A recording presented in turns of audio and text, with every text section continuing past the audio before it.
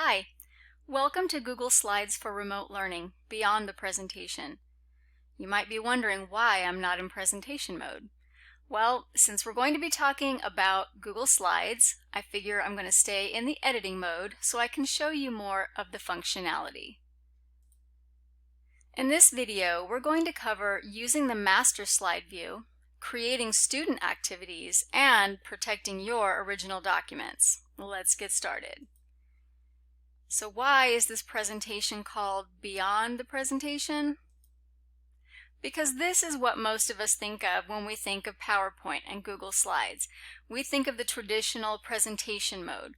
Teacher presents, students view the presentation passively and take notes. But there's so much more we can do with Google Slides to get our students actively engaged and learning. So maybe you've tried to do student activities in Google Slides before. But my students always delete or move objects I don't want them to. Yes, I know, it's frustrating.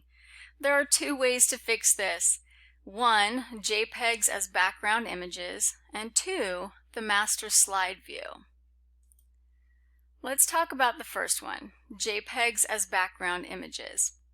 So let's say I have this activity that I've created.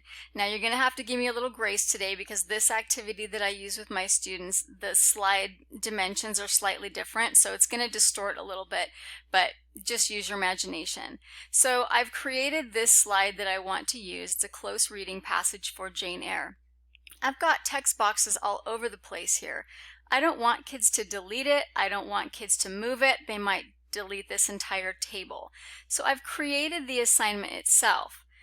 I'm going to download this slide as a JPEG. Once I've done that, back over here in my blank slide, I can simply make that the background of my slide. So I right-clicked on the slide, chose Change Background, and I'm going to select Choose Image.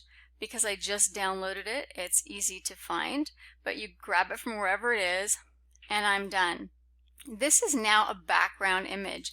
They cannot modify or move anything on this page. So that's how you can use a JPEG as your background and students won't be able to move anything. The second is the master slide view. I didn't know about this for the longest time. When you go to add a new slide and you come up here and you click that down arrow, what you see are all the slides in the master slide deck. So when I click that, these are the options of new slides that I can add to this presentation. Those are actually found when you click View, Master. So these are the master slides. Anything that goes on one of these slides cannot be modified over here in the slide deck. So for example, let's say I want to get rid of all this stuff. I'm just going to start deleting this stuff. And I really just want to make sure that this slide, I'm going to rename it New Slide. And I want this slide to have a big arrow on it. And I want it to be filled with, I love green, so we're going to make it a big green arrow. I'm done. I'm going to click out of that. Now, if I want to add a new slide in this slide deck, when I click this down arrow, that is an option. So when I click on that, this slide is here, but that green arrow is part of the master and it cannot be moved. So anything that you want students not to be able to move, you want to modify in that master slide deck. Let me show you how I use the master slide deck in my English class. So this is a slide deck I might assign to my students. They have all the directions here on the main slide. I've written them out. I've given them a screenshot of the arrow that they're going to choose. And I'm going to post a prompt here that'll have something to do with whatever we're reading at the time. I always put a disclaimer down here reminding them that I can use revision history to show me exactly who did what, so they shouldn't mess with anybody else's slides. I've even recorded audio to be played for the directions. Now you can't hear that because we're not connected to that, but this is me explaining the directions. So what they're being told to do is they're going to respond to the prompt and decide how they want to do that. So when they click this down arrow, I've modified the master slide deck to only give them the options I want them to have. So if a student decides, I want to make a prediction, or I'm confused about something, or I'd like to pose a question, they're going to select the slide that they want and they'll add it to the slide deck. So I would have assigned this to the entire group that I want working on this together. Now, because I created this slide in the master slide deck, they cannot modify this text here. They can't modify this. I've left placeholders in the master slide deck where they can add their name and where they can add their text. So as each student adds their slide, then we go through all the slides and each student explains what they've done as their work. Now let's look at some sample activities that you could do in a classroom. This is an example from the lower grades, and this was actually a paper worksheet at one time. So we've converted it into a PDF, and now we've kind of chopped it up and put it into a slide so that students can do kind of a click and drag activity. Now with younger kids, or you can have to gauge your students and what they're capable of, sometimes the problem with a text box is that when they go to click into it, it's not that easy to move. I'm trying to move it, but I'm actually selecting text, and so that can be a problem. These down here are actually images. So when we want to say Zan got up from his nap, I just grab that image and drag it into the box. Get me the map, said Zan. So these are images that are a lot easier to drag than a text box, and the way we created that was actually by making 7 images, basically 7 screenshots from the original, and just chopped it up and made it a click and drag activity. And I'll show you 2 really fantastic screenshot extensions at the end of this presentation.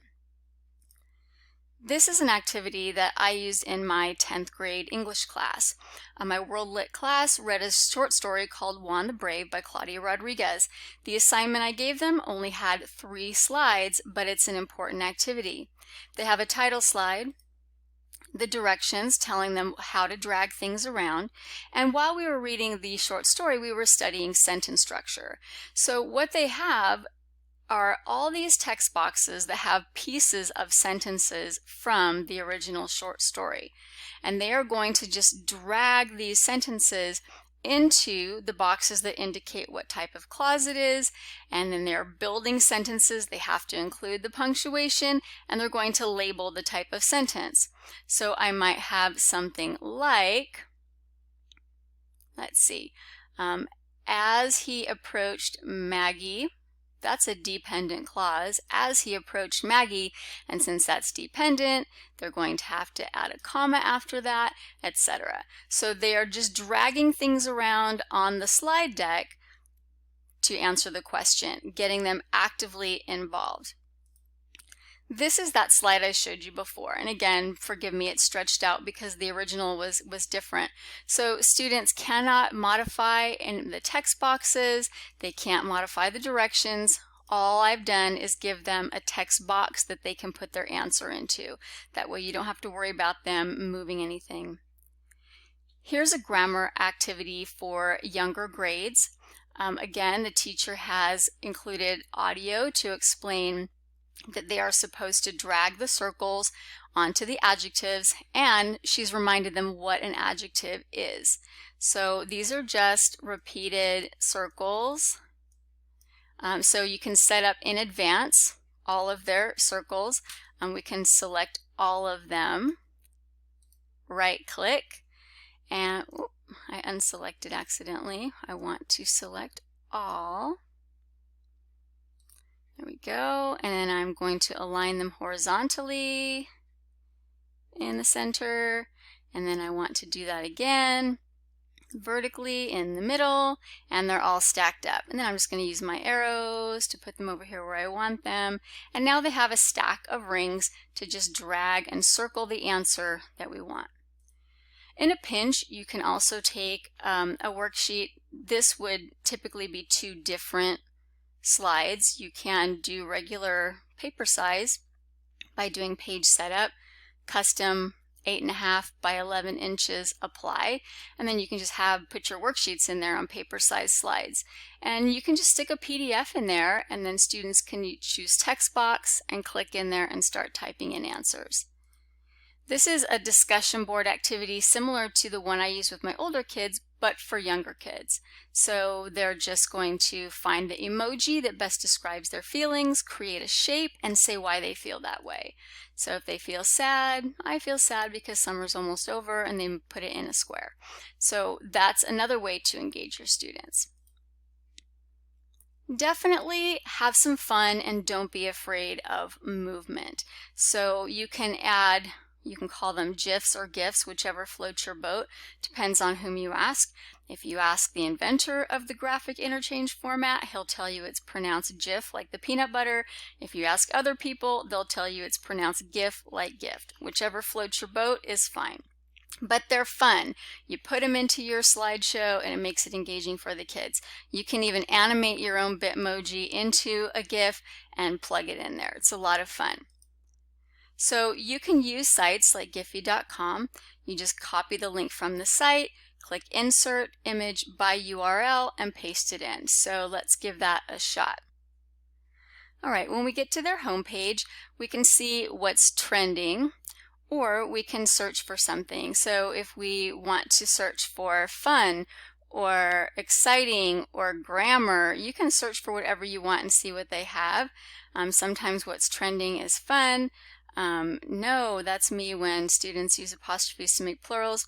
I like the way you think. That's a good one. So when you find one you like, you click on that.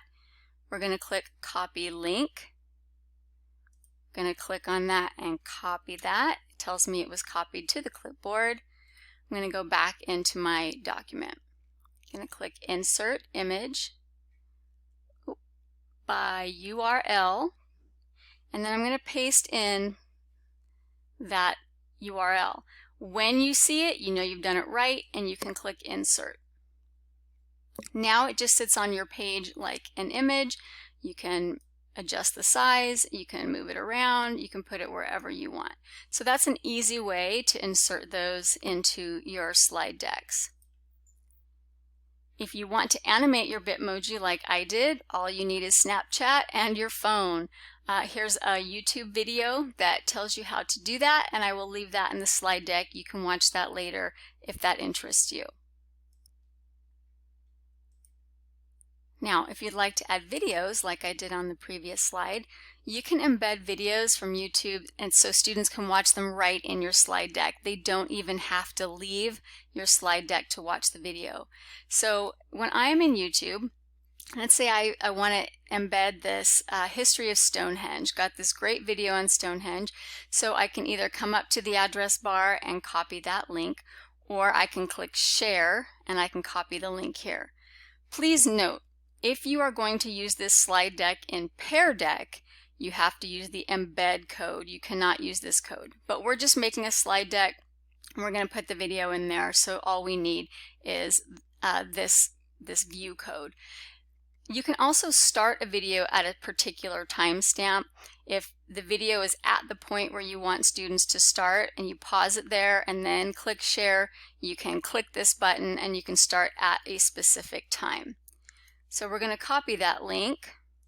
Tells me it's been copied to the clipboard. I'm going to come back into my slide deck, insert video, and I am going to put my link there. And once I see that it's there, I know that's the right link. I click it and select, and then it's going to put it right into my slide. And once it's in my slide, I can adjust the size, I can move it around, you can put it wherever you need it to be. So let's look at some helpful tools to help us achieve all of this. At some point, we're going to want to share our document. We're going to want to post a link to it somewhere with our students or our colleagues. You can copy links and then go in and adjust the the wording to force a copy, or you can make your life a lot easier and just get the Sir Links-a-Lot extension. It looks like a little link with a hat on it. When you click that extension, you get this pop-up box, and then you can choose what kind of link you want. You can force a copy, you can give them a preview, a template, a PDF, and then you copy that link to the clipboard. So you don't have to worry about whether or not you have made the correct link. Sir Links-a-Lot will help you protect your original documents. The online voice recorder is a really useful tool for recording audio clips to embed in Google Slides. I have posted the link here on the slide because sometimes people forget to include the hyphens, and if you don't use that, it'll take you someplace else. It's a really easy website to use. It looks like this. You just click the record button and you start recording the clip that you want to put in your Google slide. Well, you can pause and restart, and when you're finished, you just click stop. You can trim the beginning and the end if you need to, if you don't need the whole thing, and then you'll click save and it will download to your computer or to your drive, and then you can embed it into your document. Now, when you embed the audio into your slide, you need to insert some type of object or text box that indicates to students that there's audio embedded. We just use this little speaker PNG, and then you have to link this object to the audio file, so it doesn't happen automatically. Now, this is really important. The audio file does not live in the slide deck. It will continue to live in your Google Drive where you saved it. So make sure that you set the sharing permissions of your voice recording so that anyone with the link can view it. Otherwise, when students click that object or that text box, they will not be able to hear your audio clip. The light shot extension is something I use all the time. I used it a whole bunch just in creating this presentation. You can screenshot all or part of your screen. You can even edit that screenshot before you save it by adding text, lines, colors, and then you can copy right from there without actually saving it if you want to. Really, really handy. So when I click that light shot extension, it allows me to select what area I want to copy. So let's say I just want to copy this word. Now I can add text, shapes, lines, I can draw on it, add colors, I can save it, or really if I just want to copy it and stick it somewhere, I can do that right from here. So in my document, when I just click paste, there it is. So really easy to use. Get rid of that because we don't actually need it. Another similar tool is the Awesome Screenshot extension, and it really is awesome. Not only does it do screenshots, but it does screen recording, so you can actually make a little screencast and embed yourself in that screencast. Really handy if you just want to record a really quick video instructions for your students, and that's the Awesome Screenshot. Now I know you won't be able to see the very top of it here, but when I click that, it opens this up. I can choose to capture if I just want screen capture, just what's visible, a page, an area that I select, or I can make a recording. The desktop, just this tab, just my camera. Do I want to embed myself in my recording? And then start and stop. Really, really easy extension to use. One of my favorite extensions is Mote. I use Cami a lot, and one of the things I love about Cami is being able to just put audio comments onto my students' work so they can hear me telling them the feedback and telling them what they need to do to improve something, or if I think they did a great job. But then what do I do if I can't use Cami, if I'm in a Google Doc or in a Google Slide? Well, that's why I have Mote. Mote lets me put audio comments on Google Docs and Google Slides and other things as well. And what's really cool is the comments are transcribed and students can play that audio comment right from that comment box. So here is an example, thanks to this previous student and parent who allowed me to use his document. This is an old assignment from a couple of years ago. So if I'm working with this Google Doc and I want to make a comment on this student's statement, I would highlight it just like normal, and just like in a Google Doc, I'm going to click Add a Comment. Now, normally I would have to type out my comment to the student, but because I have Mote, I can just click that and start recording my comment. That's a great goal. Once you decide on your retirement age, you can make an investment plan. When I click Done, it tells me it's thinking, and now it's transcribing my comment. So I'm going to click Comment, and it now is going to put my comment, there it is, transcribed with punctuation. It's pretty fantastic. Now, if it does make a mistake, if it didn't quite hear you right, you can edit that. But when the student goes in to view his document, he can just push the arrow and hear the comment right from here. That is just a really fantastic extension, and I absolutely love it. So that was a lot of information. If you have any questions, you can always email me. If I have the answer, I will be glad to help. Thank you so much for hanging out with me today. I really do appreciate it. If you would like to join my Google Classroom, I'd love to have you. Here is the code. In my Google Classroom, under Miscellaneous Resources, there's a post called Pico's Favorite Extensions and Tools. Here's a list of lots of extensions that make my life a lot easier, including that Mote and Light Shot and all that good stuff, along with some other things as well.